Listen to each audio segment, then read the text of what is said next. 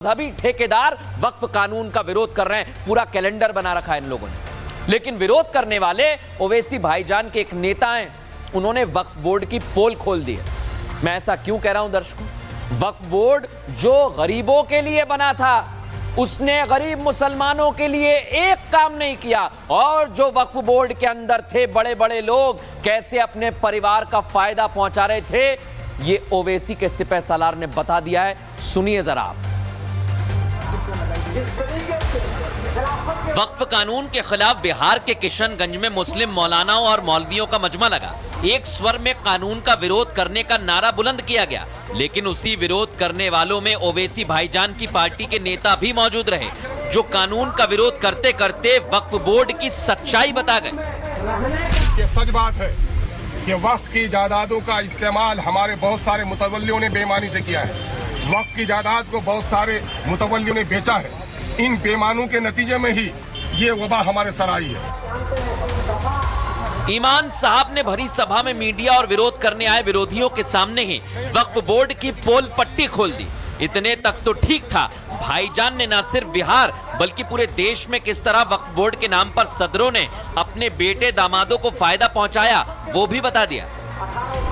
इसी शहर में आप देखेंगे वक्फ की बड़ी जायदाद है, जहाँ प्राइवेट दुकान का लोग कब्जा मतलब सिर्फ यही का नहीं है, पूरे मुल्क में। मैं बिहार से गया, लोगों ने वक्फ की जायदादों को बर्बाद किया है। इन की वजह से ही है, इन बेईमानों की वजह से।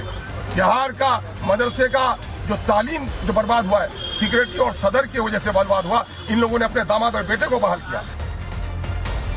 वक्फ की सच्चाई बताते बताते शायद ईमान साहब को याद आया होगा कि वो कानून का विरोध करने के लिए इकट्ठा हुए हैं, तो जैसे ही याद आया उन्होंने वक्फ कानून के खिलाफ एक होने की बात कहना शुरू कर दी।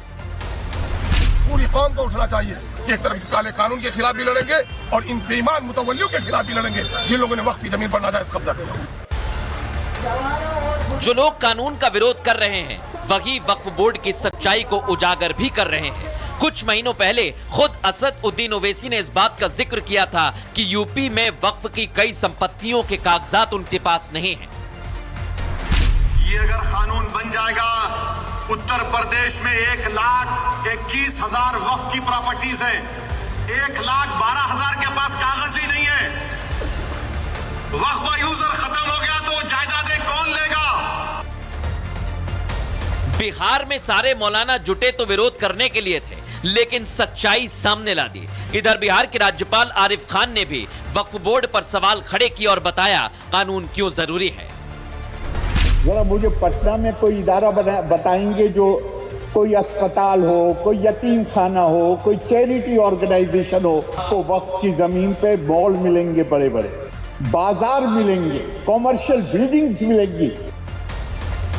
ये सच है कि कानून बनने से पहले वक्फ बोर्ड खुद को मिली असीमित शक्तियों के दम पर कहीं भी दावा ठोक देता था, और कानून बनने के बाद उसकी शक्तियों पर लगाम लगी है।